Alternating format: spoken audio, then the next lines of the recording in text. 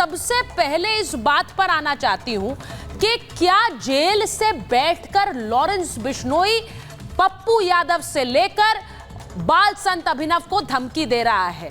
मैं DGP sir आपसे पूछूंगी, बहुत सीरियस और गंभीर सवाल जेल अथॉरिटीज पर खड़े हो रहे हैं। ये धमकियां अगर लॉरेंस बिश्नोई जेल से दे रहा है, जैसा कि उस वायरल ऑडियो में हो रहा है, ये जेल से पूरा गैंग ऑपरेट कर रहा है?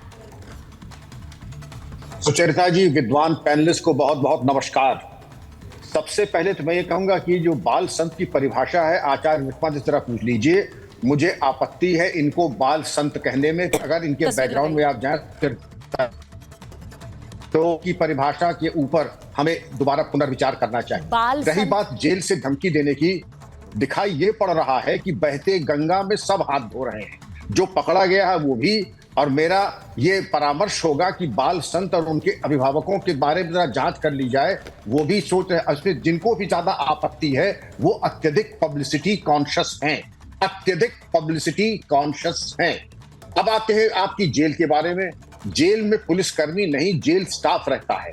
बहरहाल जिम्मेदारी पुलिस की भी है, सुनिश्चित करें जेल सैनिटाइज हो। तिहाड़ पे आइए, सुकेश चंद्रशेखर ने यही मोडस ऑपरेंडाई था। यूपी में आ जाइए, अतीक और मुख्तार का यही मोडस ऑपरेंडाई था। जो भी शीर्षस्थ और आपके कुख्यात खूंखार अपराधी होते हैं, वो इस तरीके के हथकंडे अपना करके भय, आतंक और भ्रष्टाचार, एक या तीनों को मिला करके वो इस तरीके के हथकंडे अपना करके अपना उल्लू सीधा करते हैं। ये तो कहिए गनीमत है, वरना इसके पहले सैटेलाइट फोन का भी दुरुपयोग किया जा चुका था जेल से, लेकिन चूंकि आइडेंटिफिकेशन आसान होता है इसलिए सैटेलाइट फोन बंद हो गया। लेकिन सुकेश चंद्रशेखर ने सैकड़ों करोड़ की उगाही इसी मोडस ऑपरेंडाई से की थी। अगर आप इसके मर्म में जाएं, मैं ये अपेक्षा करता हूं कि जीवन भय का आकलन करना ये पुलिस का काम है। वो चाहे हमारे ये बालक जिनको तथाकथित बाल संत कहा जा रहा है, इनका बैकग्राउंड चेक कर लें, इनके जीवन भय का आकलन कर लें, और पब्लिसिटी के मुंह में कहीं ऐसा तो नहीं ये कह रहे हैं कि सरकारी कॉस्ट पे निःशुल्क सुरक्षा मिल जाए। जरा इसके ऊपर भी विचार कर लें। जिनको सुरक्षा की जरूरत है उन्हें तो मिली नहीं, आपके पैनल में भी मौजूद है, और जिनको नहीं जरूरत है वो इस तरीके के हथकंडे अपना करके राजकीय कॉस्ट पे, गवर्नमेंट कॉस्ट पे सुरक्षा के ये हथकंडे अपना रहे हैं। और चूंकि मैंने ऐसे बड़े पैतौड़े देखे हैं, इसलिए सुचरिता मैं चाहूंगा कि इंटेलिजेंस और पुलिस एजेंसी जरा गहराई से दोनों प्रकरण की छानबीन कर लें। नहीं सर, आपने बिल्कुल सही बात की कि दोनों प्रकरण की छानबीन की जाए, क्योंकि एक तरफ लॉरेंस बिश्नोई जेल से ऑपरेट कैसे कर रहा है, अगर वो कर रहा है तो उसकी जांच तो बहुत ज्यादा जरूरी है, बहुत गंभीर है। और दूसरी तरफ क्या लोग आपत्तिजनक है, वो अत्यंत आपत्तिजनक है, अत्यंत आपत्तिजनक। और आपने दूसरी बात जो कही कि क्या कहीं पब्लिसिटी के लिए कोई इस तरह की धमकी की बात कर रहा है। मैं एक बार मैं आचार्य विक्रमादित्य आपके पास आ रही हूं, फिर मैं पंडित सुनील शुक्ला जी के पास जाऊंगी, क्योंकि वो तो चुनाव लड़वा रहे हैं, लॉरेंस बिश्नोई को चुनाव लड़वा रहे हैं और कह रहे हैं लॉरेंस बिश्नोई चुनाव में आए। एक बार मैं उन्हीं के पास पहले चली जाती हूँ। पंडित सुनील शुक्ला जी, लॉरेंस बिश्नोई को आप चुनाव में उतार रहे हैं, यहाँ पे धमकी आ रही है, पहले पप्पू यादव को, उसके बाद अभी ये बाल संत को जान से मरवाने। जहां तक पप्पू यादव का सवाल है, पप्पू यादव का जो सवाल है वो एक पब्लिसिटी चाहते हैं, किसी ना किसी कारण से वो राजनीति में अपने उल्लू सुधारना चाहते हैं। और जहां उस बेटे का सवाल है, मैं कुछ टिप्पणी नहीं करूंगा क्योंकि मैं बता नहीं पाऊंगा। जहां तक लॉरेंस बिश्नोई भैया का सवाल है, हम चुनाव में उनको उतार रहे हैं और मजबूती से उतारने का हम लोग ने प्रयास किया है।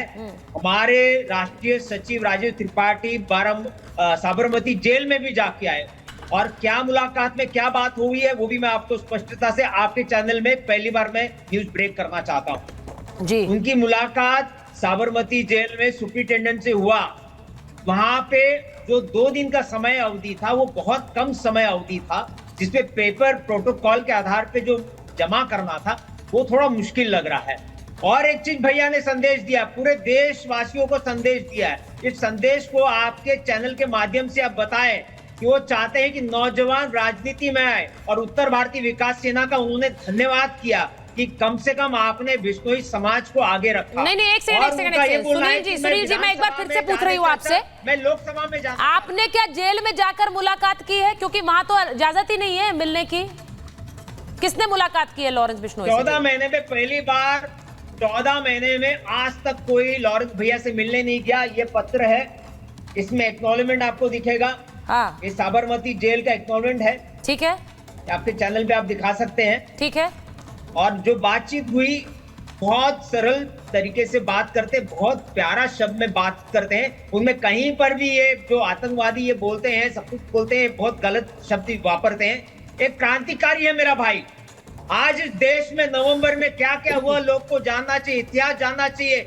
1966 में इंदिरा गांधी ने गौरक्षकों पर गोली चलवाई थी।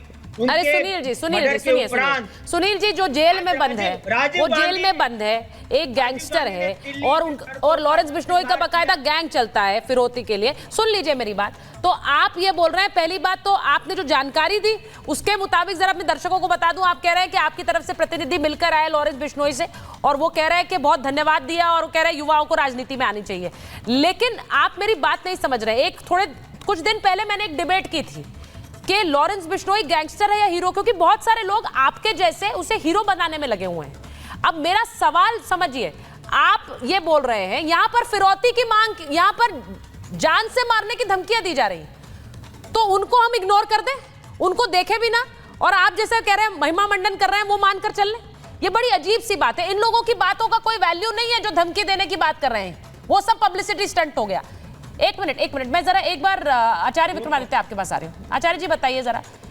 बहुत देखिए सुनील जी, आज डिबेट के अंदर आपने जो टॉपिक उठाया ना, बहुत जरूरी टॉपिक है। पूरे देश में इस वक्त कोई और चर्चा नहीं हो रही, लॉरेंस बिश्नोई की चर्चा हो रही है। और आज जो बात उठी है कि जिस प्रकार से अभिनव अरोड़ा जी ने जिस प्रकार की स्थिति पर, अभी मैं जो एक मुहावरा सोच के आया था, हमारे विक्रम सिंह जी ने वही बोला कि बहती गंगा में सब हाथ धोने को तैयार है। हाँ। और वही हो रहा है वास्तविक तौर पर। कोई अपने आप को इस समय में कैसे उपस्थित करने का प्रयास कर रहा है, सारा सोशल मीडिया किस प्रकार से कैप्चर हो जाए, वो स्थिति सामने दिखाई देती है। जिस प्रकार से कोई भी व्यक्ति, मतलब वहां पप्पू यादव जी खड़े हो गए हैं कि हमको आई है। ये तो एक विषय है जांच का, ये तो एक विषय जांच का है कि जांच के अनुसार सत्य सामने आने का प्रयास करना चाहिए। लेकिन आज सबके सब एक ही लगे हैं, एक व्यक्ति जेल में बैठा है। मैंने अभी जब आपने प्रश्न किया, जब मुझे फोन आया था इस टीवी डिबेट पे, तो सबसे पहले मैं सोच रहा था कि करना क्या है, क्या करा जाए, लॉरेंस बिश्नोई का भविष्य तो देखा जाए। तो मैंने, अब जन्मपत्री तो थी नहीं मेरे पास, ज्योतिषी हूं मैं, तो मैंने भविष्य के दृष्टिकोण से उसका प्रश्न लग्न से देखने का प्रयास किया कि क्या भविष्य निकलता है। हाँ। देखिए, सबसे पहले तो समझे कि लॉरेंस बिश्नोई एक अपराध के कारण से वहां उपस्थित है, और अपराध के कारण से कोई भी व्यक्ति उपस्थित होता है। हाँ। तो यहां जो प्रश्न लग्न से योग निकला है, बड़ा विचित्र स्थिति है। कोई भी दुस्साहसपूर्ण कार्य कर सकता है। जो लोग, मैं कह रहा हूं, एक बहुत चीज समझने की आवश्यकता है कि जितने भी आज की तारीख में लोग आंख से खेलने का प्रयास कर रहे हैं, ये आग से खेलने के चक्कर में अपने आप को पब्लिसिटी देने के लिए कई बार आग उल्टी पड़ जाती है। इस बात को समझना चाहिए। मैंने प्रश्न लग्न में साफ साफ देखा कि कोई भी दुस्साहसपूर्ण कार्य हो सकता है आने वाले 4 महीनों में। व्यक्ति का गुस्सा बहुत ज्यादा होता है। तो लॉरेंस बिश्नोई के प्रश्न लग्न के अंदर मुझे साफ साफ दिखाई दिया कि कोई भी व्यक्ति प्रश्न लग्न में जब कुछ नेगेटिव प्रश्न आते हैं, तो ऐसे व्यक्ति दुस्साहसपूर्ण कार्य कर सकते हैं। तो जो लोग किसी का नाम खराब करने के लिए कार्य कर रहे हैं, चाहे मुझे नहीं पता किया कि नहीं किया, आई किसी के पास नहीं आई, लेकिन ये नाम किसी प्रकार कोई अपराधी भी है, तो अगर वो कार्य कर रहा है, अभी हमारे विक्रम सिंह जी ने उपस्थिति की कि ऐसे बहुत सारे गैंग चलते हैं, बहुत सारे सैटेलाइट फोन के द्वारा बहुत सारे कार्य हुए। लेकिन ये जो आग से खेलने का कार्य किया जा रहा है, कोई व्यक्ति खड़ा हो जाता है कि हमारे को ये धमकी आ गई, ऐसी धमकी आ गई। और अभी आपने एक स्लीपर सेल की बात करी कि स्लीपर सेल मिला कि भाई कारपेंटर के रूप में उपस्थित था, और वो उन्होंने वहां मुंबई में फोन कर दिया। बिना सोचे समझे कोई नहीं हो रहा है, हर एक को पता है कि कॉल ट्रेस हो जाएगी। ये सारे के सारे जो खेल हो रहे हैं किसी को बदनाम करने के लिए, मैं कहूंगा इसके बहुत विचारनी आवश्यक है। और मैंने प्रश्न लग्न में नहीं, देखिए, मेरा तो सवाल यही है, पप्पू यादव जी ने तो गृह मंत्रालय को, गृह मंत्री को चिट्ठी लिखी है।